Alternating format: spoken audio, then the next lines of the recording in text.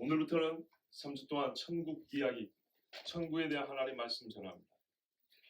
자, 그럼 왜 우리에게 지금 천국 이야기가 필요한가?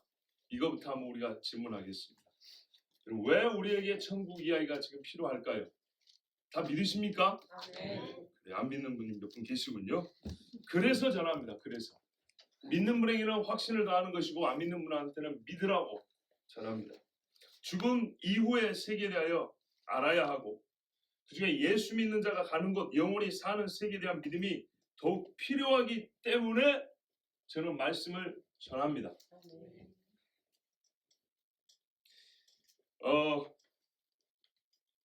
좀 고상한 분들이 이렇게 말합니다.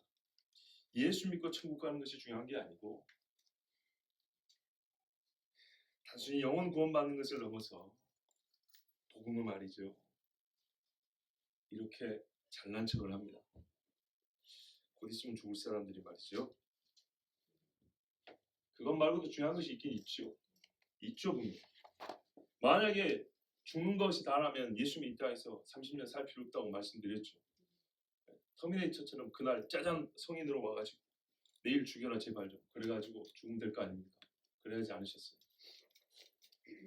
그렇지만 아까 드린 말씀 그런 식의 약간 비꼬는 식의 말들, 이런 말에는 영의 구원에 대한 무시가 있고 그 무시를 힘주어 말하는 그 사람의 마음을 느낄 수가 있습니다. 베드로 말했습니다. 너희가 예수를 보지 못하고도 사랑하는도다.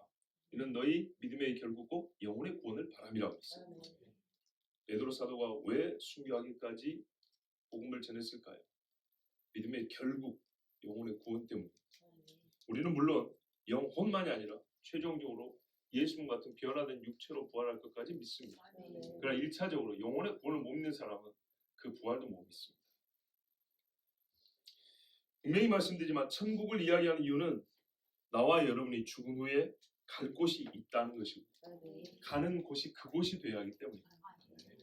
그곳에 갈 수 있도록 여러분이 믿지 않는 자에게는 믿음을 주기 위함이고 믿음을 가질 수 있는 방편을 제공하기 위함이고 믿는 자에게는 더욱더 확신과 소망을 더하기 위하여 천국 말씀을 전합니다. 자, 그런데 아까 말씀드린 대로 어떤 사람들 천국 이야기 참 복음이 너무 단선적이고 편협하다. 저 역시도 복음은 이 땅에서 모든 것을 바꾼다 그랬습니다. 그런데 그러다 보니까 거꾸로 천국 가는 것을 무시하는 사람들이 있어요. 그런 사람들이 주로 하는 말은 천국 설교는 죽음 후에 가는 세상으로서 천국 설교는 현실 개혁의 의지를 꺾는다고 말합니다. 옛날에 소련에서도 그랬어요. 민중의 아편이라는 말이 그것만을 말한 건 아니지만 대표적으로 주장하는 것들이 그런 거예요. 이 땅에서 우리가 할 수 있고 바꿀 수 있는 것을 무력화시킨다. 모든 것을 죽은 다음으로 밀어버리니까. 그런가요? 모든 것이 밀었습니까? 기독교인들 가는 데는 오히려 더 나은 세상이 있던데. 자, 여러분 개혁이라고 말하는데 현실 개혁의 의지를 꺾는다. 그럼 개혁이 뭘까요? 개혁은 말 그대로 바꾸고 뒤집는 거죠. 근데 보통 어느 한편만 개혁이라고 하지 않습니다. 이쪽은 자기가 개혁이라고요. 저쪽은 또 자기가 개혁이라고요. 그래서 보면 내 입장을 원칙으로 세우고 현실을 내 생각대로 바꾸는 것을 개혁이라고 부릅니다. 양심적으로 말합니다. 내 입장, 내 생각이 원칙이고 내 생각대로 기존 것을 바꾸는 것을 개혁이라고 다 그렇게 부릅니다. 그렇죠? 네. 좀 더 과격한 사람들은 이걸 혁명이라고 부르죠. 정도의 차이지 본질과 성질은 똑같습니다. 그러면 진짜 천국 소망을 말하는 사람은 개혁 의지가 없는가? 아닙니다. 이 세상이 말하는 개혁을 말하지 않을 뿐입니다. 이 세상식의 개혁 의지를 보이지 않을 뿐입니다. 제가 그분들 당신이라고 그냥 표현할게요. 당신들의 개혁은 바로 천국이 없기 때문에 이 땅에서 당신의 야망을 이루고 최대치로 말해도 이 땅에서 이룰 수 있는 만큼의 정의와 선을 이루어보겠다는 외침과 움직임일 뿐이지. 그렇지만 그것은 필요하긴 하지만 턱없이 부족합니다. 한계가 있다 이 말입니다. 역사를 보세요. 사람이 개혁한다고 했을 때 이리 뒤집고 저리 뒤집고 해봐야 똑같습니다. 그래서 그 개혁한 사람들은 자기가 이룬 개혁 안에서 또 다른 개혁이 필요한 악을 저지릅니다. 개혁했다는데 거기서 또 개혁이 필요하다고 외칠 수밖에 없는 악이 나와요. 기독교회는 그래서 이 세상보다 바로 그 당신들보다 나은 개혁을 말합니다. 나은 개혁. 올바른 기독교회는 현실 개혁의 한계를 알기 때문에 천국 소망을 먼저 말합니다. 그리고 현실 개혁도 세속적 욕심이 없는 상태에서 하나님의 말씀이 삶이 되는 개혁을 추구합니다. 느헤미야가 무슨 개혁을 했습니까? 에스라가 무슨 개혁을 했습니까? 진정한 그리스도인은 그렇게 개혁을 합니다. 하늘의 법을 이 땅에서 이루는 현실적인 이 세속적인 사람 보기에는 자기들의 욕심과 야망과 안 맞지만 실제로 그 사람들의 개혁대로는 훨씬 더 낫습니다. 기독교인들이 이 땅에 처음 와가지고 이런 진짜 개혁들을 한번 봐보세요. 훨씬 더 나았습니다. 상놈이 어디 있어요? 네? 백정이라고 글을 못 배우고 백정이라고 교회 못 오고 이렇게 나눠서 예배를 드리고 이게 말이 됩니까? 그런 거 다 없앴어요. 어디 나라 법입니까? 서양 법입니까? 아닙니다. 서양도 계급사회입니다. 하나님 나라 법입니다. 자유나 야만이나 헬라이나 여자나 남자나 없다 그랬습니다. 성경법입니다. 훨씬 더 나은 개혁입니다. 그렇게 해놓고도 그 위대한 개혁을 하고도 예수 믿는 사람 뭐라 합니까? 내가 한 건 아무것도 없습니다. 그래봐야 없어질 세상에 속한 것들 정도밖에 안 됩니다. 이렇게 말하는 사람이 세상 사람 아니 예수 믿는 사람입니다. 근데 세상의 개혁가들은 자기가 뭐 하나면 그거 막 뻥튀기하기에 정신이 없지요. 누구보다도 현실을 알고 성경을 배운 사람들은요. 현실 세계의 격통을 겪고 있습니다. 바울을 보십시오. 오늘 이 글을 쓴 바울도 현실을 아는 사람입니다. 3번 파선당하고 돌에 맞아 죽을 뻔. 세상 권력과 힘에 의해 압제와 핍박을 당하는 자인데도 바울은 요즘 세상에 말하는 그런 현실 개혁 얘기하지 않았습니다. 부득불 말하지 않을 수 없어서 하는 얘기가 뭡니까? 주의 환상과 계시로 겪은 이야기. 부득불 내가 개혁할 수밖에 없었어. 부득불 내가 칼을 들 수밖에 없었어. 그리 말한 게 아니고 자기가 누구보다도 로마의 힘에서 고통을 당하고 유대인의 힘에 의해서 압제를 당하면서도 그걸 뒤집는 게 아니라 그 안에 고통을 당하면서 나는 부득불 해야 될 소리를 뭐냐? 여러분 봉기합시다가 아니라 무슨 말했어요? 천국 이야기를 내가 해줘야겠다 그랬어요. 베드로도 죽기 전에 그 이야기했어요. 주의 환상과 계시로서 겪은 일을 말한다 했습니다. 저 역시 같은 마음입니다. 바울 같은 경우를 했지만 바울 같은 심정으로 저는 이 말씀을 전합니다. 부득불. 이 이야기는 반드시 전합니다. 다만 천국에 대해서도 성경에 수없는 말씀이 있습니다. 그래서 지옥과 마찬가지로 주제를 한정하여 전할 수밖에 없습니다. 오늘은 먼저 천국의 장소, 위치, 본질적 특징을 중심으로 말씀을 전하겠습니다. 오늘 본문을 보시면 무익 하나만 내가 부득불 자랑하노니 주의 환상과 계시를 말하리라. 이 바울의 심리를 보면 꼭 자랑하려고 말하는 것도 아니고 웬만하면 말 안 하려고 했는데 필요에 의해서 꼭 말한다는 거죠. 바울이 거짓말하지 않는 건 아시죠? 예, 우리가 그 정도는 믿고 들어야 됩니다. 14년 전에 셋째 하늘에 이끌려 올라간 사람을 안다 합니다. 자기 이야기입니다. 대략 연대를 추정해 보면 바울이 1차 선교행 때 루스드라에서 돌에 맞아 죽을 뻔한 적이 있어요. 근데 사람들이 그때 죽은 줄 알고 놓고 갔다 그랬어요. 그래서 우리가 성경 안에서 그때를 추정해 보면 그때 그 일이 아니었는가. 예. 사람들이 돌을 던지고 때렸는데 딱 보니까 이놈 죽었구나 하고 갔다. 바로 그때 바울이 말합니다. 내가 몸 안에 있었는지 몸 밖에 있는지 경험했지만 나도 그런 체험에 대해서는 뭐라고 말로 설명이 어렵다. 이렇게 말했어요. 근데 내가 그때 보고 들은 게 있다. 얘기합니다. 그래서 아마 그때 그 사건이 있었던 그 일이 아닌가라고 이건 추정입니다. 연대를 생각해보면 그 정도일 가능성이 큽니다. 자, 뭐라면 이끌려갔다 합니다. 누가복음 16장 22절에 보면 천사가 나사로를 받들어 데리고 갔다 이렇게 되어 있습니다. 자, 보세요. 예수님이 비유로 만든 이야기입니다. 그런데 여러분 비유에는 실제가 들어있습니다. 어떤 아이가 라면 2그릇을 끓였는데 먹을 사람이 10사람 있다 치자 하고 비유를 얘기하죠. 그러니까 나눠 먹는 걸 가르쳐 비유를 만들었지만 그 안에 사실의 요소가 들어있습니다. 라면을 끓여 먹어야 돼요. 실제로 살다 보면 2봉지밖에 안 되는데 10명이 달라붙는 경우도 있어요. 가능한 이야기죠. 예. 그러니까 비유를 얘기하면 전부 다 그게 허구의 이야기라고 생각하는 틀렸다는 얘기입니다. 예, 제가 지난 지옥 이야기할 때 그리고 금요일 날 원역사 얘기할 때 문학에 대해서 설교를 했어요. 참 우리 교인들은 문학 공부도 많이 한 셈인데 문학은 추상이 아닙니다. 예, 순수 추상 얘기 듣고 문학이라는 말 자체가 추상을 의미하는 건 아니라고 했어요. 사실도 있고 역사도 있습니다. 자, 이 비유 안에 실제 사실이 들고 이 실제 사실을 도구로 하여 요소로 하여 하나의 이야기를 꾸밉니다. 이야기는 꾸며진 거지만 그 이야기를 이루고 있는 뼈대들과 재료들은 사실입니다. 그곳에서 천사들이 이끌어 갔는데 거기 가서 바울이 말할 수 없는 말을 들었답니다.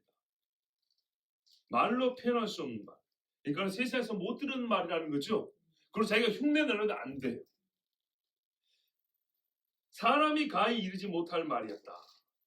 못 알아먹는 말이기도 하지만 또 이거는 번역에 따라 이렇게 말해요.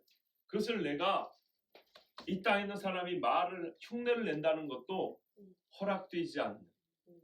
그러면 가히 이르지 못할 말이라는 말이 내가 이 땅에 살면서 거기서 들은 말을 흉내로 낸다는 것은 하나님의 법에 어긋나는 거다라고 하는 그런 정말 거룩한 언어들을 들었다. 이렇게 말합니다. 자, 바울이 어디로 그런데 이끌어갔습니까? 오늘 설교의 주제는 이겁니다. 어디죠? 그렇죠. 답이 맞아요. 셋째 하늘 곧 낙원이에요. 보세요. 셋째 하늘에 이끌려갔다 그러고 그가 낙원으로 이끌려갔다 그러죠. 그러니까 성경이 성경을 해석하는데 셋째 하늘에 낙원이 있다는 겁니다. 오늘 제가 이걸 지금 여러분에게 설교하는 겁니다. 예수님께서 십자가 한편에 달린 강도에게 주여 주의 나라에 이를 때 나를 기억하소서 그랬어요. 물론 우리가 궁극적으로는 주의 나라에 이 땅에 임하지만 일단 지금 이 상황에서 주의 나라 말은 죽은 후에 당신이 가는 곳 바로 그곳에 나를 이끌어달라고 그랬어요. 그때 예수 말하면 네가 오늘 나와 함께 낙원에 있으라 그랬어요. 그러면 이 낙원이 어디에 있습니까? 셋째 하늘이죠. 그런데 어떤 사람들은 이 낙원이 땅속에 있다고 말합니다. 그래서 말이 안 맞는 겁니다. 주로 이거는 그 세대주의 신학자들이 말하는 건데 땅속에 있던 사람들이 예수님이 죽고 음부에 내려가서 데리고 부활해서 올라왔다 이렇게 말합니다. 곤란한 게 뭐냐면 예수님 3일 만에 부활했거든요. 근데 예수님은 이 사람한테 오늘 함께 낙원에 있다고 했어요. 그죠? 자, 이 낙원은 셋째 하늘에 있습니다. 아, 그렇게 말하더만요. 부활한 다음에 그때부터 셋째 하늘이 낙원이었다. 이렇게 말하는데 그럼 좀 곤란한 게 있습니다. 우리가 뒤에 가서 또 잠깐 언급하겠지만 엘리야와 에녹은 땅속으로 들어갔습니까? 하늘로 갔습니까? 하늘로 갔지요. 왜 땅속에 있어야 될까요? 땅속 그 옆에 무정행이 있고 음부가 있는데 그죠? 왜 그런 어둠침침한 곳에 같이 있어야 될까요? 또 궁금하죠? 네, 일단 그런 것은 차치하고 성경은 분명히 셋째 하늘에 낙원이 있다고 그랬고 엘리야와 에녹이 올라간 것도 바로 이것입니다. 예수 오기 전입니다. 오기 전. 자, 바울이 끌려간 곳 셋째 하늘 낙원. 그리고 네가 오늘 나와 함께 있으라 할 때 낙원에 있으라 할 때 그 낙원도 패러다이스. 똑같습니다. 예. 헬라어를 영어로 음역을 한 겁니다. 패러다이스. 예, 헬라어에 파라다이스 이렇게 되어 있습니다. 이제 어형에 따라 파라다이스온 이렇게 되어 있기도 하고 되는데 하여튼 예수님이 말씀하신 낙원이 셋째 하늘에 있다. 우리가 지금 요즘이란다. 우리가 지금 말하는 천국은 바로 이 낙원을 일컫는 겁니다. 예수님이 이 땅에 다시 오셔서 새 하늘과 새 땅을 만들기 전에 즉 불못이 있기 전에 음부가 있는 것처럼 지옥이 있는 것처럼 새 하늘과 새 땅이 있기 전에 현재 믿는 자들이 죽었을 때 하나님과 함께 있는 하나님이 계신 그곳을 성경은 낙원이라 하고, 이것이 하늘에 있는 하나님의 왕국 킹덤이라 해서 천국 이렇게 부릅니다. 아시겠죠? 예. 오늘 우리가 깨닫고 듣고자 하는 것은 천국은 셋째 하늘에 있는 낙원으로서 예수 그리스도를 믿는 자가 죽는 즉시로 올라가 주의 보좌가 있는 곳에서 안식하는 곳을 말합니다. 자, 보십시오. 예수님의 비유 안에도 사실인데 아브라함이 땅속에 있습니까? 위에 있습니까? 그렇죠. 음부에 있는 부자가 우러러 위를 쳐다봤어요.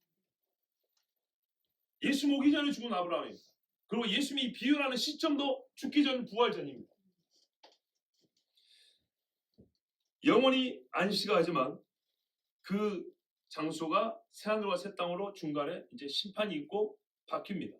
그러나 연속성상 있는 말 그대로 믿는 자의 영원한 안식처, 그곳을 낙원 천국이라고 합니다. 우리가 천국에 대해서 말씀드릴 때 오늘 제가 세 가지로 압축을 했습니다. 주제를 장소, 위치, 본질적인 특징을 말씀드린다 했습니다. 먼저 장소를 생각해 보면 어떤 차원에서 장소를 하고 제가 말씀드리냐, 시간을 아끼기 위해서 지난 지옥 설교에서도 장소성에 대해서 말씀드렸어요. 그거를 떠올리시면 되겠습니다. 영의 공간성, 지옥의 장소성에 대해서 지옥 설교 때 제가 논증을 했습니다. 그래서 따로 천국이 하나의 장소다, 영이 거하는 것도 장소성의 개념이 필요하다라고 하는 것은 반복하여 말씀드리지 않습니다. 그리고 천국의 위치에 대하여 듣는 중에 천국이 장소라는 것이 자연스럽게 확인될 것입니다. 일단 분명한 사실 하나 짚고 넘어가면 천국은 사람의 생각 속에 그려진 상상의 나라가 아니라 분명히 한 공간을 찾아오는 실존한 장소예요. 그리고 천국은 물리적 공간과 영적 공간이라는 이원화된 공간이 아니라 하나님이 만드신 한 공간, 또는 하나님께서 존재하심으로부터 동시적으로 있게 된 공간의 한 부분에 속합니다. 자, 그 이야기 했죠. 하나님이 처음부터 천지를 만들 때 동시에 공간을 만들었다고. 그 공간 안에 천사도 날아다니고 새도 날아다닌다고. 물리적 공간에 사는 인간의 눈과 감각이 천국이 있는 그 공간, 그 부분을 이 눈으로 감지하지 못하는 문제가 있을 뿐이에요. 하나님이 가려놨으니까. 그렇지만 아예 다른 차원에 속하거나 소위 이 시대 사람들의 말을 하면 다른 우주에 있는 것은 아닙니다. 현대 물리학자들은 다중 우주를 말합니다. 여러 군데 우주가 있다. 그래서 평행이로 말하죠. 내가 또 다른 곳에 있대요. 하여튼 죽기 싫어서 별소리를 다 합니다. 사라지기 싫어가지고. 또 다차원 얘기를 하더라고요.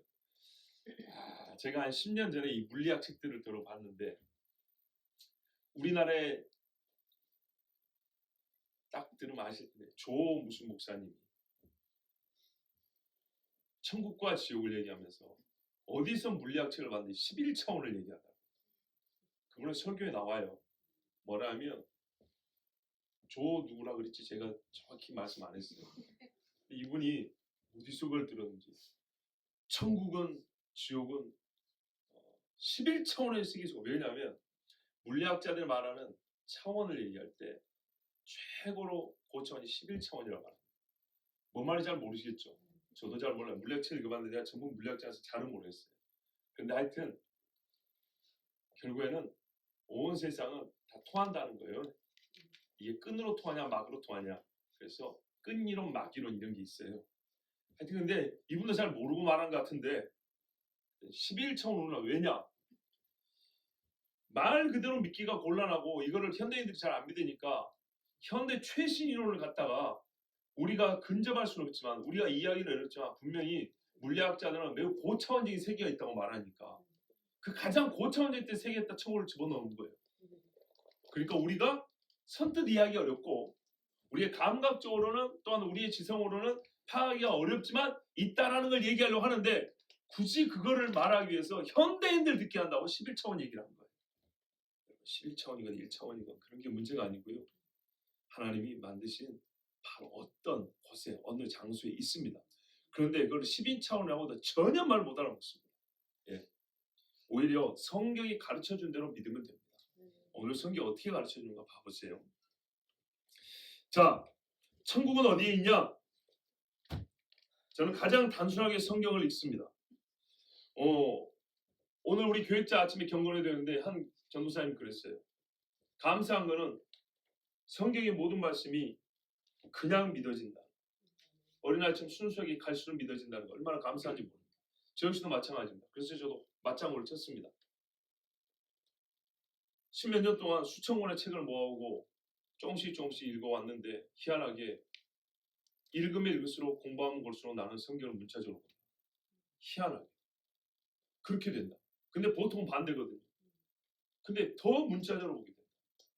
나이가 들어서 아니요. 제가 무슨 나이가 들었습니까? 7, 80 먹어도 성경을 문자적으로 안 보면 안 봅니다. 여기서 문자라는 건 예를 들면 개들이 나를 둘러 수족을 찔렀나이다. 예수님 십자가 앞에 막 개들이 엉엉 지었다는 얘기 아닙니다.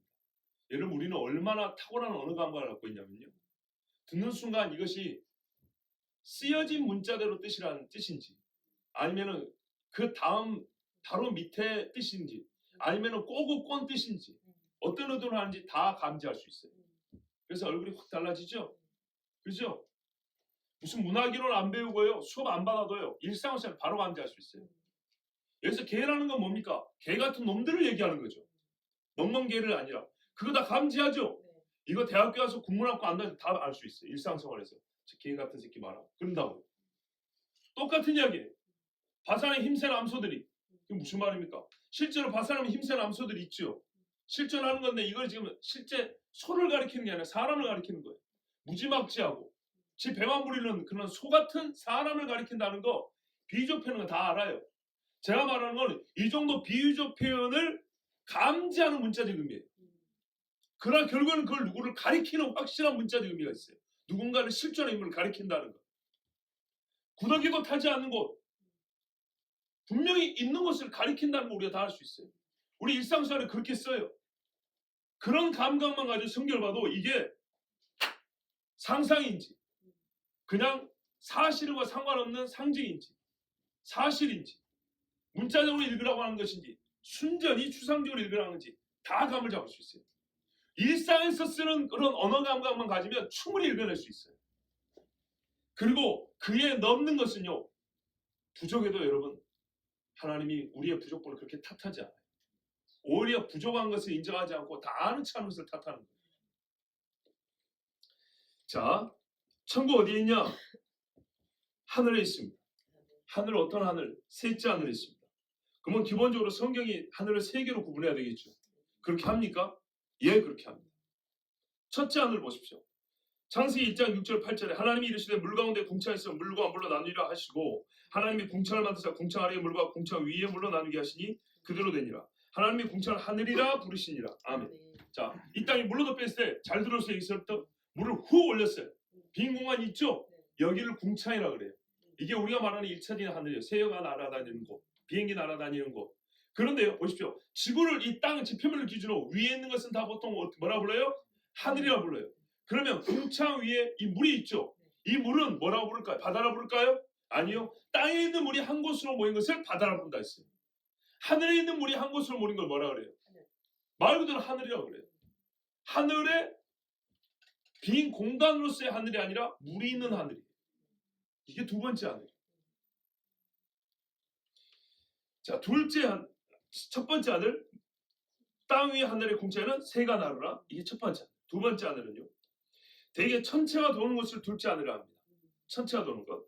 창세기 1장 14절에 하나님이 이르시되 하늘의 궁창에 광명체들이 있어 낮과 밤을 나누게 하고 그것들로 징조와 계절과 날과 해를 이루게 하라. 시편 89편 37절에 또 궁창이 확실한 증인인 달같이 영원히 견고하게 되리라 하셨도다. 자, 생물이 접근할 수 없는 것.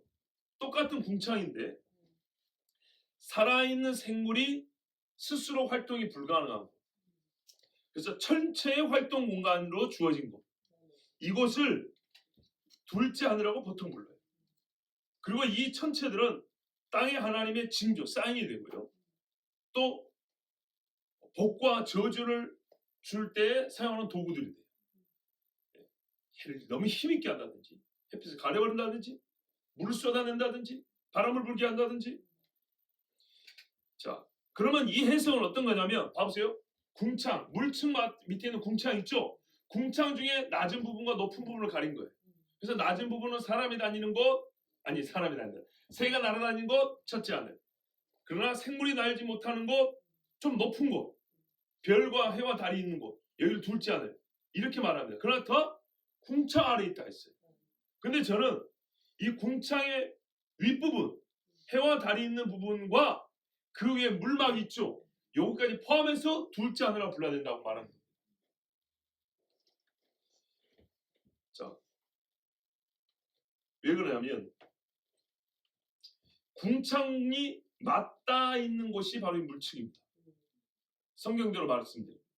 그리고 이 물층은 그래서 물로 채워져 있는 하늘이라고 볼 수 있습니다.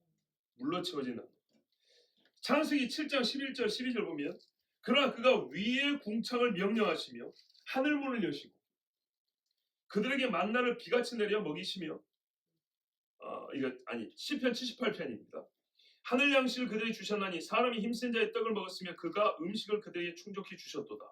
창세기 7장 11절 12절에는 노아가 600세 되던 해 둘째 달고 그날 11날이라 그날에 큰 기품의 샘들이 터지며 하늘의 창문들이 열려 40주야를 비가 땅에 쏟아졌더라 그랬어요.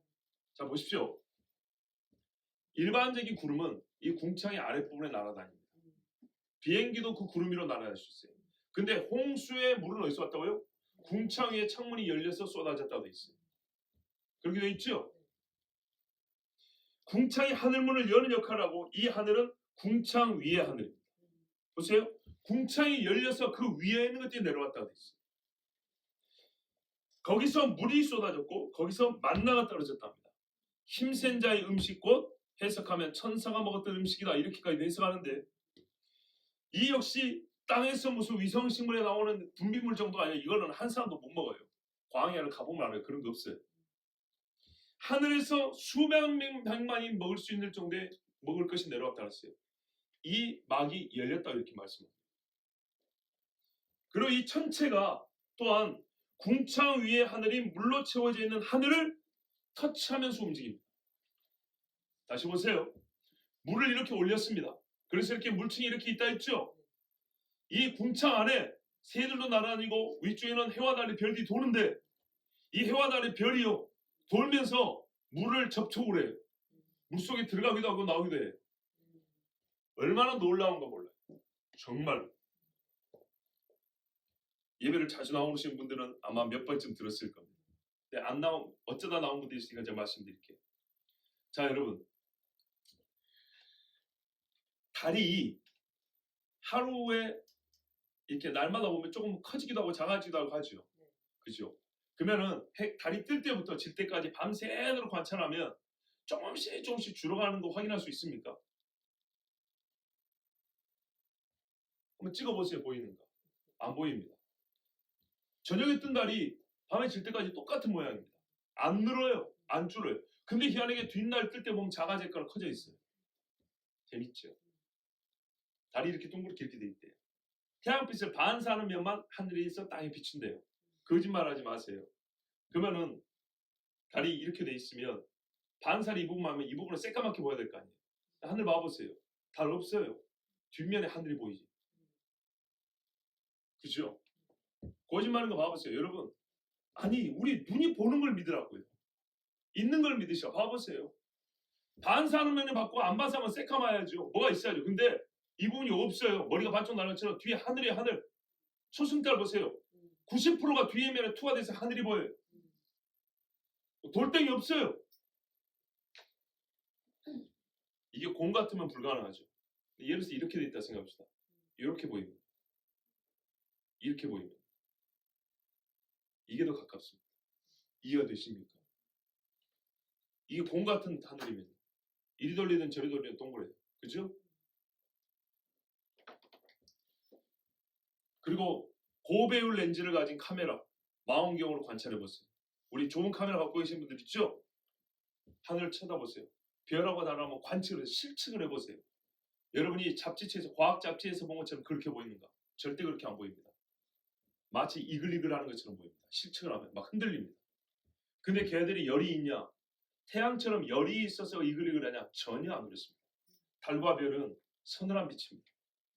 빛 종류가 다릅니다. 뜨거운 빛을 반사하면 뜨거운 빛을 받게 되어 있습니다. 달빛은 서늘하고 습합니다.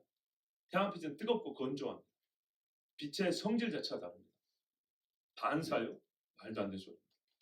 자, 실측을 해보세요. 달이 어떻게 되냐? 달이 움직일 때 말이죠.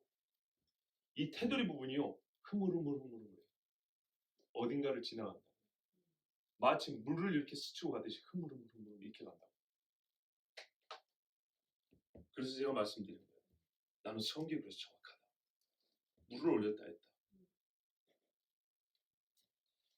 이것들이 높이 떠서 크기가 좀 달라진다거나 거리가 좀 달라질 때 이게 좀 멀어질 때는 보다 더 위쪽에서 물층을 스치고 가는 경우 거기에 가려서 안 보이는 경우 왜요? 우리 눈에 보면 맨 뒤에는 결국에는 물이에요.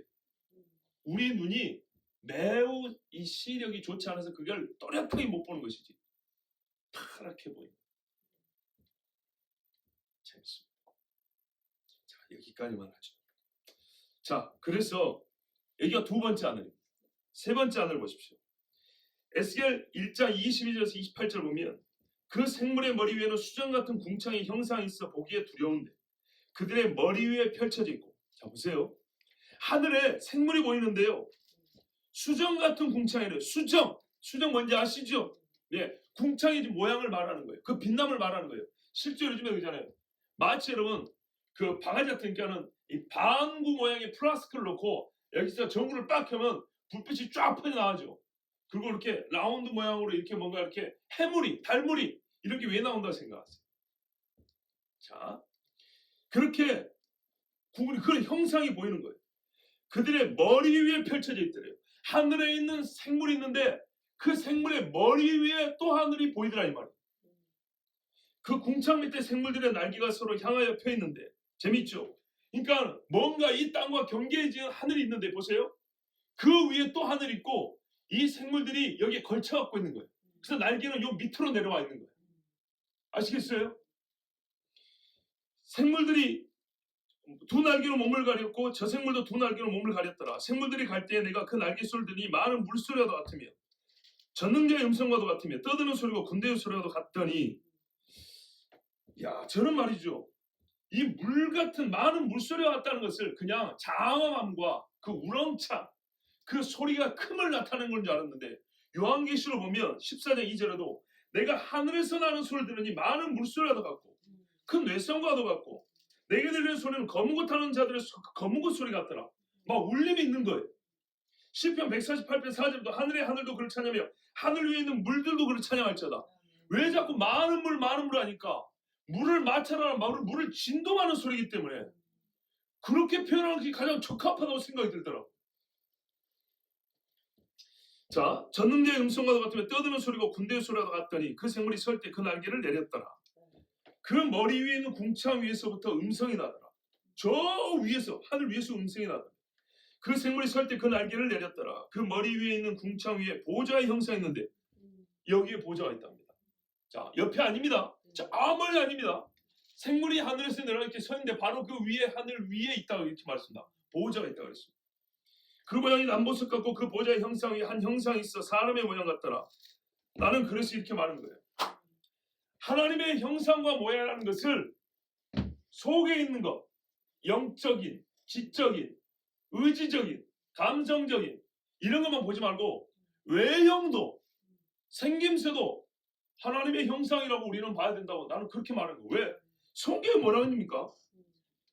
보좌 위에 형상이 있는데 보좌의 형상, 멀리 보이니까 이게 또렷하게 보이지 않아요.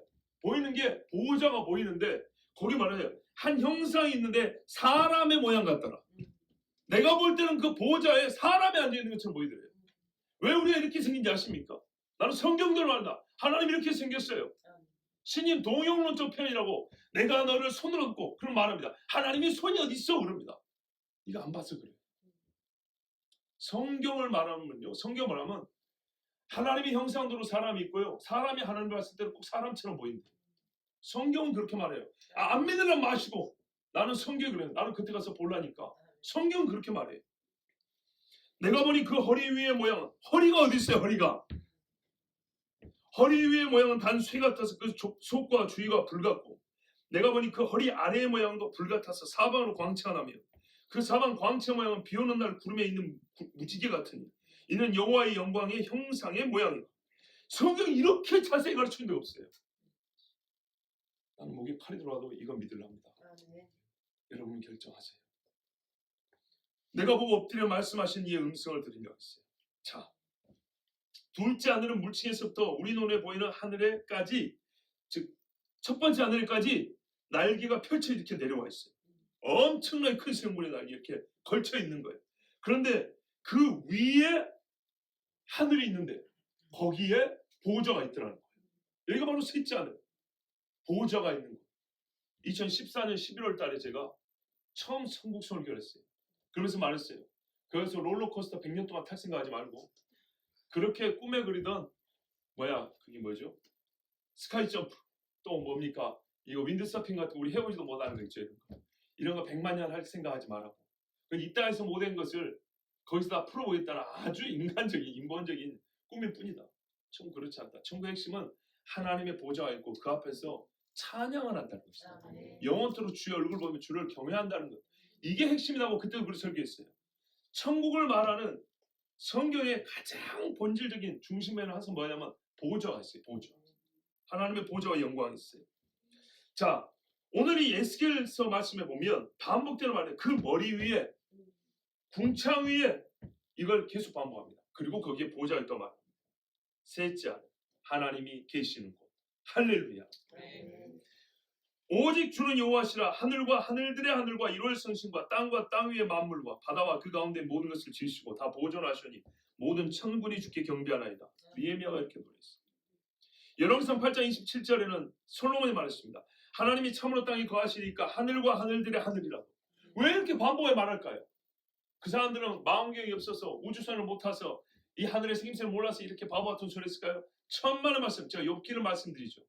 욥기, 바닷속에 길이 있는 걸 네가 아느냐? 바다에 샘 솟는 샘이 있는 걸 아느냐? 번개가 치는 길을 아느냐? 이제서 그거 있는 것을 발견한 주제에 하나님이 만드신 것, 하나님의 감동으로 충분히 다 알 수 있었어요.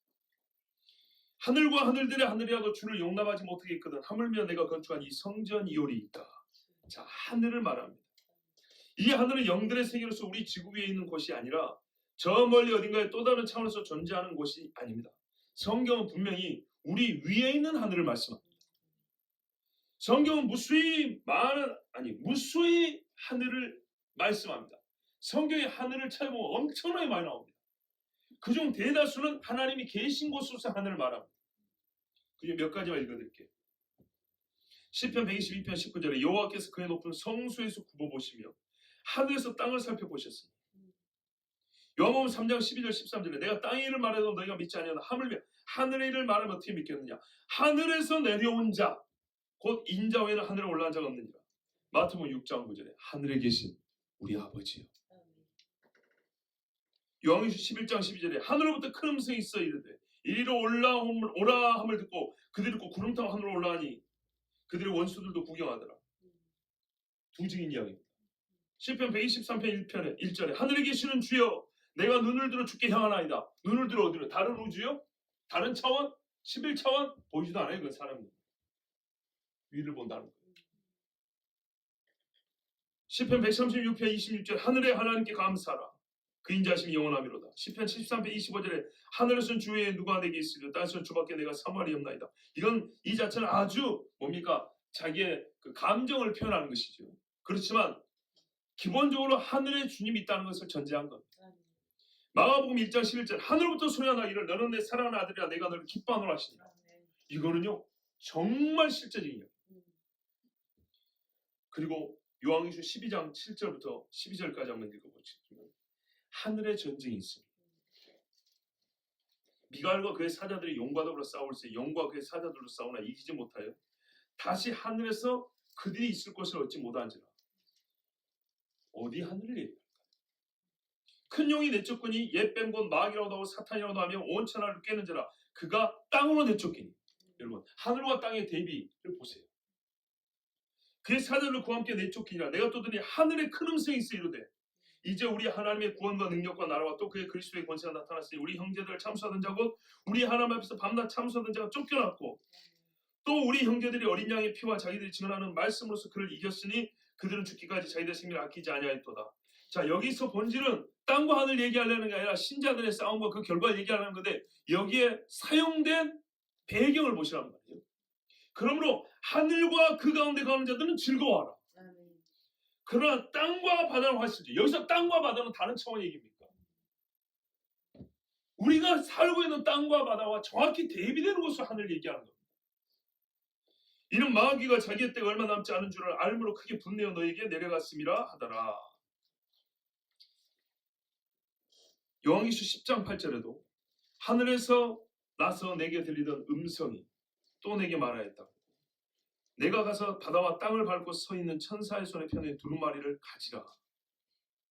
골로새 1장 16절에 만물이 그에서 창조되되 보세요. 하늘과 땅에서 보이는 것들과 보이지 않는 것들과 혹은 왕권들이나 주권들이나 통치자들이나 권세들이나 만물이 다 그로 말미암고 그를 위하여 창조되었다 돼 있어요. 하늘에서 보이는 것과 보이지 않는 것들이 있어요. 하늘 중에 보이지 않는 하늘이 있어요. 사람의 맨눈 셋째 하늘. 요한계시록 4장 1절부터 5절에 이후에 내가 보니 하늘에 열린 문이 있는데 어디를 봤다니 요렇게 보니까 문이 열렸더라. 내가 들은 바 처음에 내게 말하던 나팔소리 같은 그 음성이 이르되 이리로 올라오라. 이후에 마땅히 일어날 일들을 내가 내게 보이리라 하시더라. 내가 곧 성령에 감동되었더니 보라 하늘에 보좌를 베풀었고 그 보좌 위에 앉으신 이가 있는데 앉으신 이의 모양이 아까 에스겔랑 똑같아요. 벽옷과 홍보석 같고 또 무지개가 있어 보좌에 둘렸는데 그 모양이 녹보석 같더라. 또 보좌에 둘려 24 보좌들이 있고 그 보좌들 위에 24 장로들이 흰옷을 입고 이 사람들 사람 모양이죠? 또 흰옷을 입고 머리에 금관을 쓰고 앉았더라. 보좌로부터 번개와 음성과 우레소리가 나고 보좌 앞에 켠 등불 7이 있으니 이는 하나님의 7영이라. 열왕기상 8장 30절 주의 종과 주의 백성 이스라엘이 이곳에 향해 기도할 때 주는 그 간구함을 들으시되 주께서 계신 곳 하늘에서 들으시고 들으시사 사하여 주옵소서. 시편 11편 4절에 여호와께서는 그의 성전에 계시고 여호와의 보좌는 하늘에 있으며 그의 눈이 인생을 통촉하시고 그의 안목이 그들을 감찰하시도다. 이 무엇을 그의 지은 성을 보시러 하늘에서 하나님 내려오셨다고 했어요. 이 모든 말씀 성경에 하늘이 수없이 나오는데 이 모든 말씀을 일관되게 읽는 법은 실제 존재하며 지구 위에 궁창과 물층 위에 있는 곳으로서 하늘로 읽는 것입니다. 만일 그렇게 보지 않으려면 그렇게 읽으면 안 되는 이유를 각 말씀마다 근거를 들어 설명하고 주장할 수 있어야 됩니다. 여기서 하늘은 이것이고 저기서 하늘은 이것이고 때로 말 그대로 시적 언어로 말할 수도 있어요. 높다는 걸 말해서 하늘을 말할 수도 있어요. 그러나 가장 일관성 있는 설명 거의 대부분의 뜻은 실제는 하늘에 계신 하나님을 말씀할 때 하늘을 말합니다.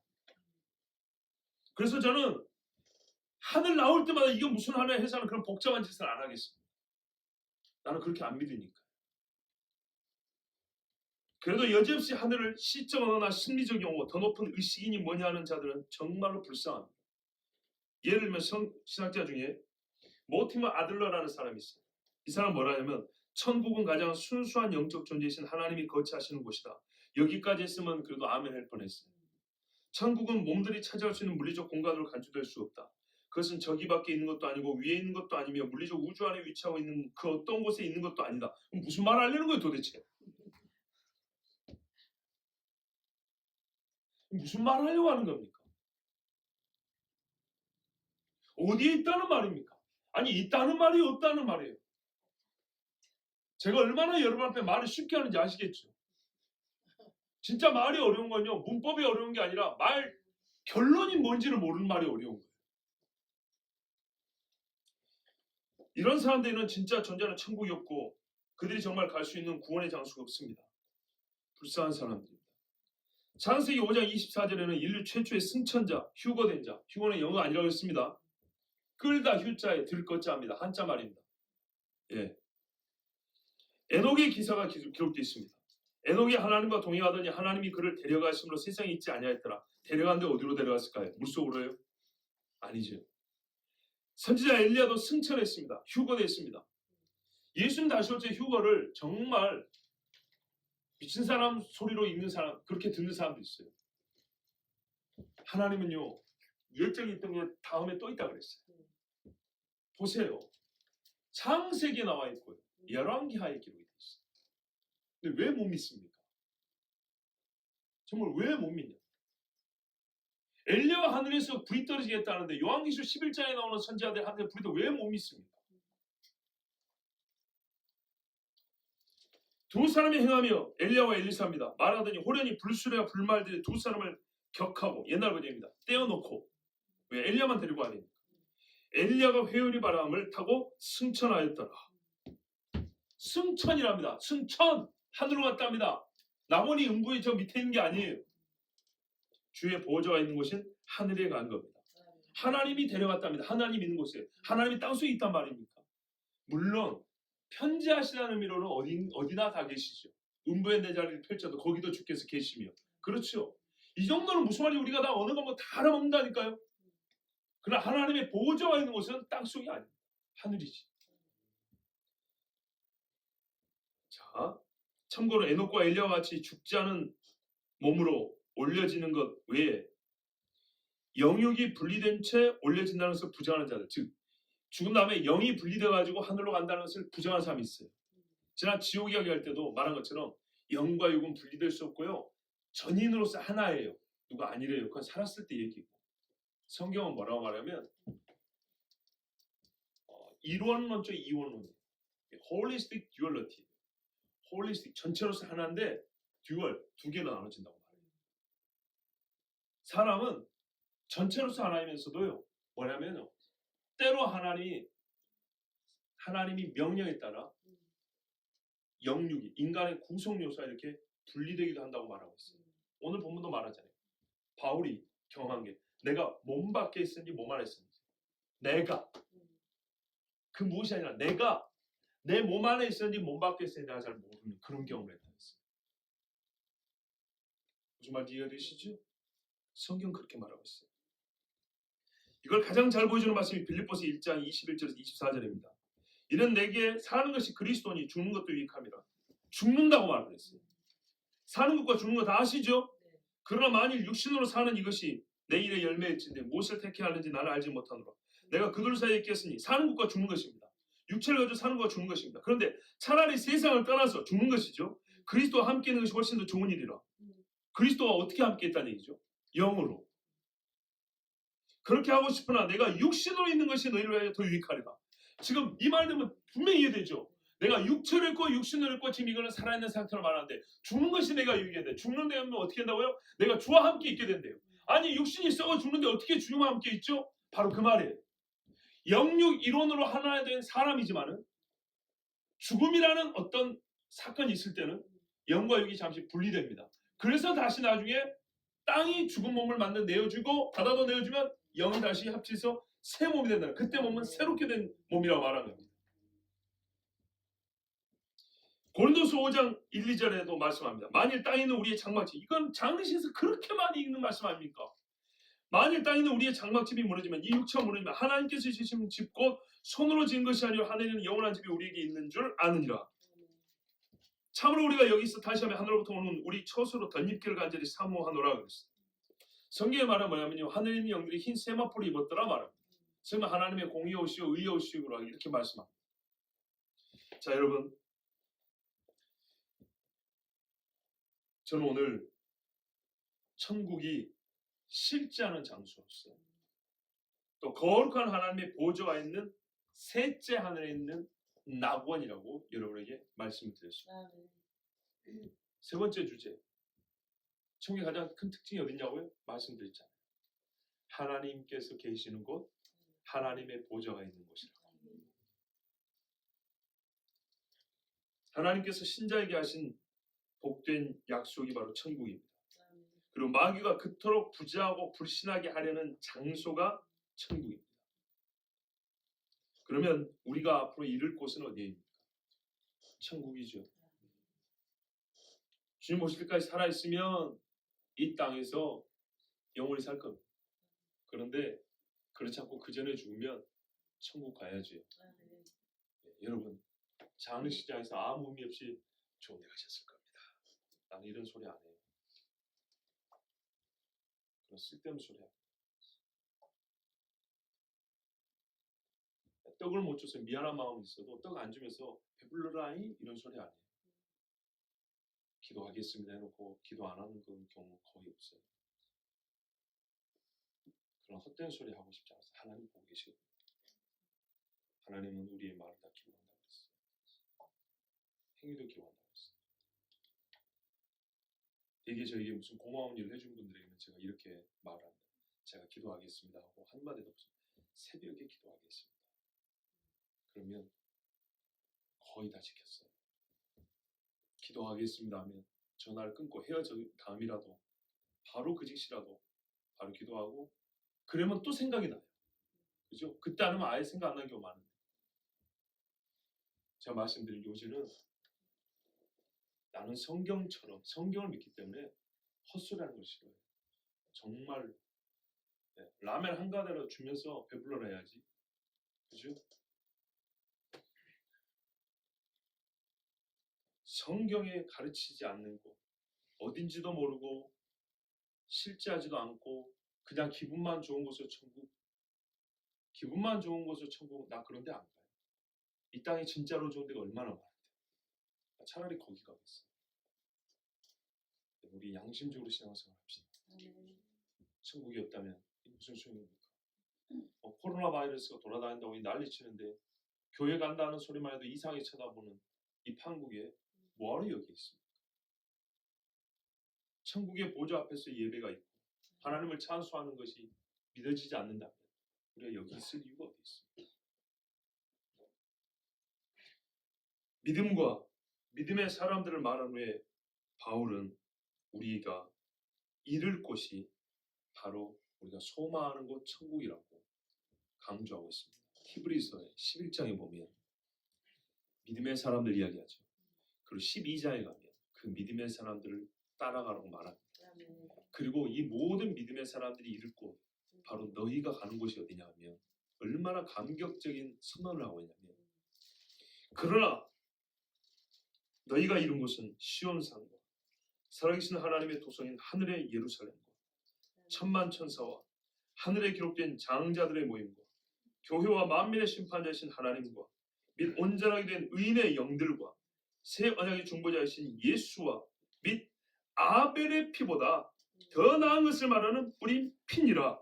이 모든 것이 있는 곳에 아벨의 피보다 더 나은 피가 있는 곳에 예수께서 자기 피를 가지고 하늘에 있는 성소에 들어가셨느니라. 여기가 바로 너희가 이룰 곳이라고 말씀했습니다. 이렇게 구체적으로 말하는데 무슨 추상적으로 더 높은 차원의 의식 어딘지 알지 못하는 무슨 말인지 모르는 무슨 11차원의 어떤 세계 나는 그런 뚱딴지 같은 소리 믿지도 않고 여러분에게 믿으라고 권하지도 않습니다. 성경대로 보시면 됩니다. 예, 우리 눈에 지금 직접 보이지 않습니다. 그러나 성경은 분명히 말합니다. 너희는 하늘을 향하여 부르짖어 말합니다. 우리가 하늘이 어디입니까? 하나님은 우리가 알 수 있고 우리가 행할 수 있는 언어를 주셨거든요. 우리가 하늘이 어디입니까? 이거 위입니다. 위.